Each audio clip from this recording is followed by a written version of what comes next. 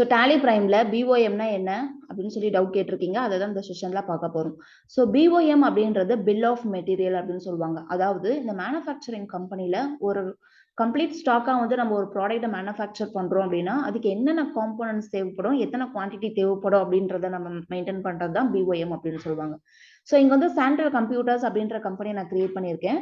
So இந்த கம்பெனில என்ன பண்ண போறோம் அப்படின்னா நான் கம்ப்யூட்டருக்கான காம்போனன்ட்ஸ் தனித்தனி, அதாவது ஸ்பேர் பார்ட்ஸ் இருக்கும் இல்லைங்களா. So cabinet, SMPS, mother board, mouse, monitor இந்த மாதிரி காம்போனண்ட்டை நம்ம செப்பரேட்டாகவும் சேல்ஸ் பண்ண போறோம். அதே மாதிரி நம்ம கிட்ட இருக்கக்கூடிய காம்போனன்ட்ஸை யூஸ் பண்ணி நான் கம்ப்யூட்டர் அப்படின்ற கம்ப்ளீட் ஸ்டாக்காகவும் நம்ம சேல்ஸ் பண்ண போறோம். ஸோ அப்போ வந்து நம்ம கிட்ட இருக்கக்கூடிய காம்போனன்ட்ஸை நான் கம்ப்ளீட் ஸ்டாக்கா மேனுஃபேக்சர் பண்ணணும் அப்படின்னா ஒரு கம்ப்யூட்டரை நான் மேனுஃபேக்சர் பண்றதுக்கு எனக்கு எந்தெந்த காம்போனன்ட் எத்தனை குவான்டிட்டி தேவைப்படுது அப்படின்றத நம்ம BOMல மெயின்டைன் பண்ண போறோம். ஸோ நான் இந்த கம்பெனில எனக்கு தேவையான சில லெட்ஜர்ஸ், ஸ்டாக் ஐட்டம்ஸ் எல்லாம் ஆல்ரெடி கிரியேட் பண்ணி வச்சிருக்கேன். ஸோ நான் ஆல்டர்ல போயிட்டு டிஸ்பிளே பண்றேன். ஸோ கேட்வே ஆஃப் டாலியில் ஆல்டர்ல லெட்ஜர். ஸோ இந்த லெட்ஜர்ல வந்து பாத்தீங்கன்னா cash, profit and loss account டிஃபால்ட்டாவே இருக்கும். ஸோ அது இல்லாம நான் Colour Plus, Media Zone, so இந்த மாதிரியான கிரெடிட்டாஸ், டெப்டாஸ், அதே மாதிரி பர்ச்சேஸ் லெட்ஜர், சேல்ஸ் லெட்ஜர் எல்லாம் நான் கிரியேட் பண்ணி வச்சிருக்கேன். ஸோ அதே மாதிரி ஸ்டாக் ஐட்டம். ஸோ ஸ்டாக் ஐட்டம்ல வந்து பாத்தீங்கன்னா நான் cabinet, hard disk, keyboard, monitor, mother board, mouse, processor, RAM, SMPS இந்த மாதிரியான காம்போனன்ட்ஸ் எல்லாம் நான் ஆல்ரெடி கிரியேட் பண்ணி வச்சிருக்கேன். இப்போ என்ன பண்ண போறோம் அப்படின்னா ஸோ நான் அகைன் வந்து கிரியேட்ல போயிட்டு ஒரு ஸ்டாக் ஐட்டம் கிரியேட் பண்ண போறேன்.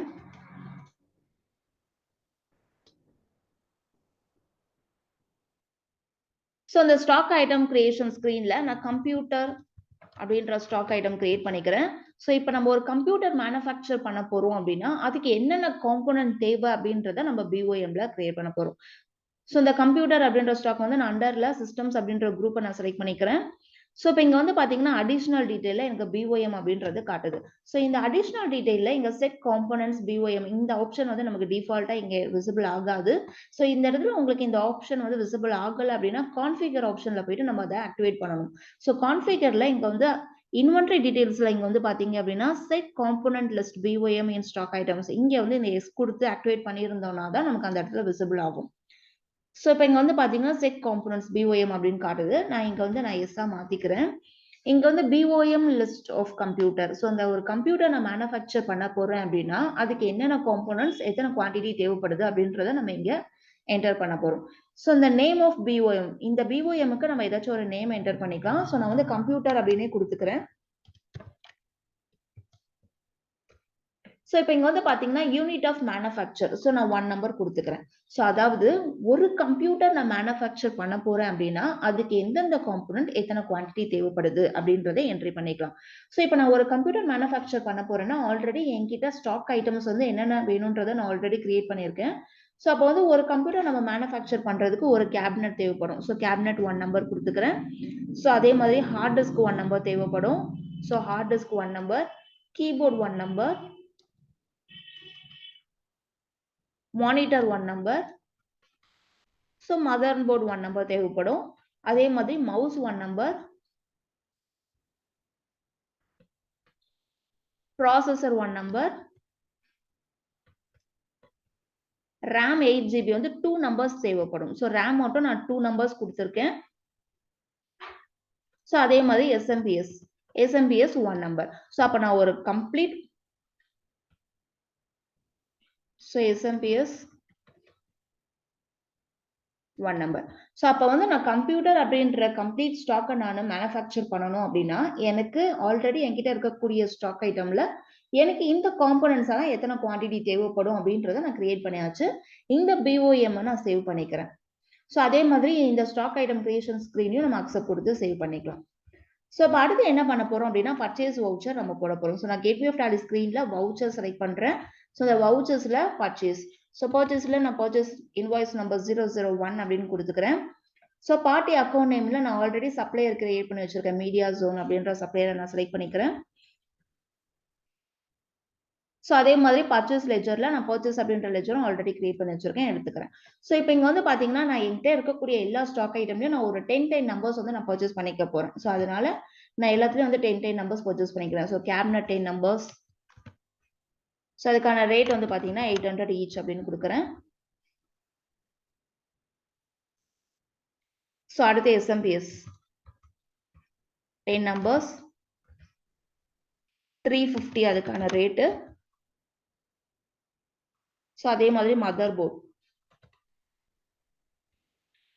10 numbers பர்ச்சேஸ் பண்றேன். இதுக்கான ரேட் வந்து பாத்தீங்கன்னா 5000. ப்ராசஸர் 10 numbers பர்ச்சேஸ் பண்றேன். ஸோ இதுக்கான ரேட் வந்து 3500 கொடுக்குறேன்.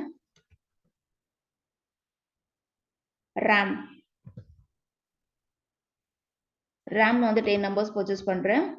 ஸோ இதுக்கான ரேட் வந்து 3000 அப்படின்னு கொடுத்துக்கிறேன். ஹார்ட் டிஸ்க் 10 numbers பர்ச்சேஸ் பண்றேன். ஸோ அதுக்கான ரேட் வந்து 4000 ஈச் கொடுத்துக்கிறேன். ஸோ அடுத்து monitor 10 numbers. So 5000 each. Keyboard 10 numbers. அதுக்கான ரேட் வந்து 500 கொடுத்துக்கிறேன். So ஃபைனலா மவுஸ். So மவுஸ் வந்து 10 numbers பர்ச்சேஸ் பண்ணிக்கிறேன். இதுக்கான ரேட் வந்து 400 கொடுத்துக்கிறேன். ஸோ இப்போ இந்த ஸ்டாக் ஐட்டம் எல்லாமே நம்ம ஆல்ரெடி கிரியேட் பண்ணியிருக்கோம். இந்த ஸ்டாக் எல்லாத்துக்குமே வந்து நான் 10 numbers வந்து நான் மீடியா ஜோன் அப்படின்ற சப்ளையர் கிட்ட வந்து நான் பர்ச்சேஸ் பண்ண போறேன். ஸோ அதுக்கான பர்ச்சேஸ் வவுச்சர் நான் என்ட்ரி பண்றேன். ஸோ இந்த பர்ச்சேஸை நான் அக்செப்ட் கொடுத்து நான் சேவ் பண்ணிக்கிறேன்.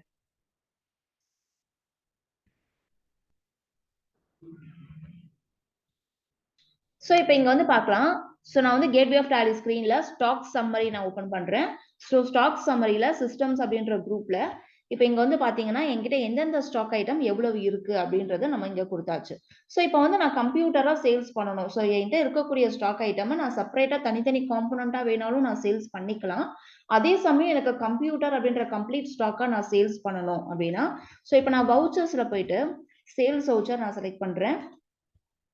ஸோ இதுல வந்து நான் கலர் பிளஸ் அப்படின்ற கஸ்டமர் ஆல்ரெடி கிரியேட் பண்ணி வச்சிருக்கேன். Sales voucher. ஸோ இப்போ இங்க வந்து பாத்தீங்க அப்படின்னா கம்ப்யூட்டர் அப்படின்ற ஸ்டாக் ஐட்டம் நம்ம ஆல்ரெடி கிரியேட் பண்ணியிருக்கோம். பட் ஆனா அது வந்து என்கிட்ட எத்தனை நம்பர்ஸ் இருக்குன்னு பாத்தீங்கன்னா இங்க வந்து நில்ல தான் இருக்கு. ஸோ கம்ப்யூட்டர் அப்படின்ற கம்ப்ளீட் ஸ்டாக்கா என்கிட்ட கிடையாது.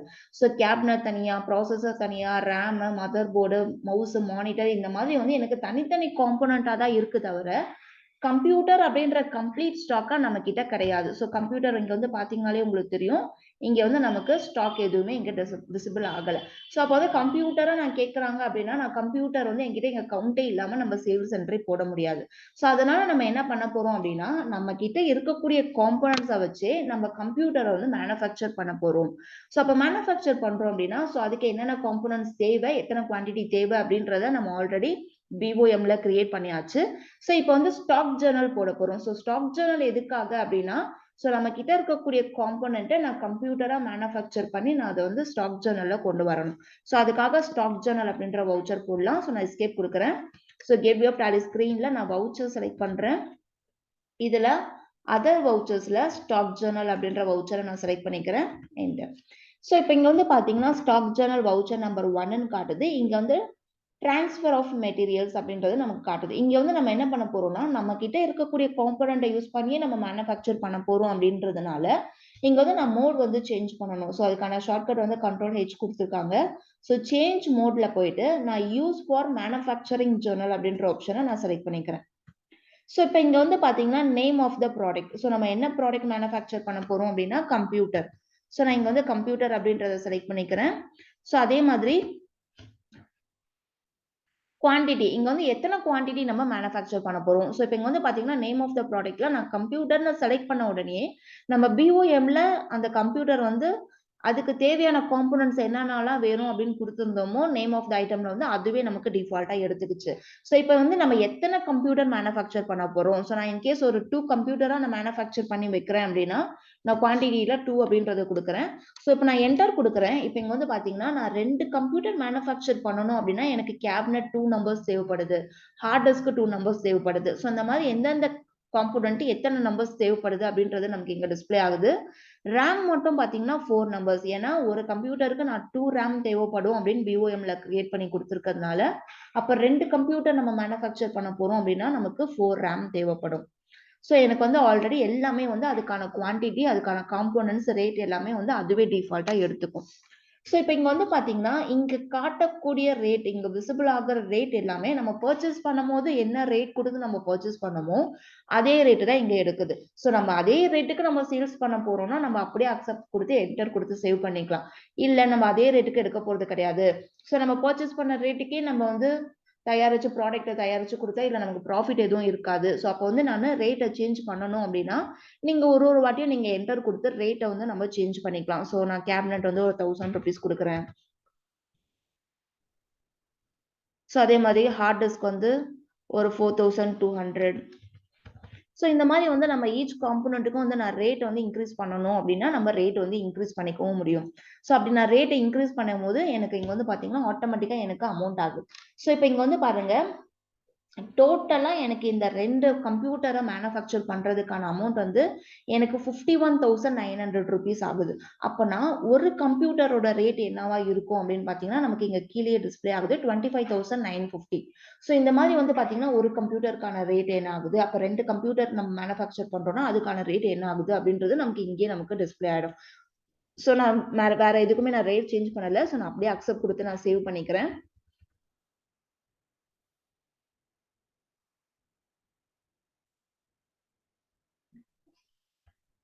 ஸோ நம்ம ஸ்டாக் ஜர்னல நம்ம சேவ் பண்ணியாச்சு. ஸோ நான் இப்ப எஸ்கேப் குடுக்குறேன்.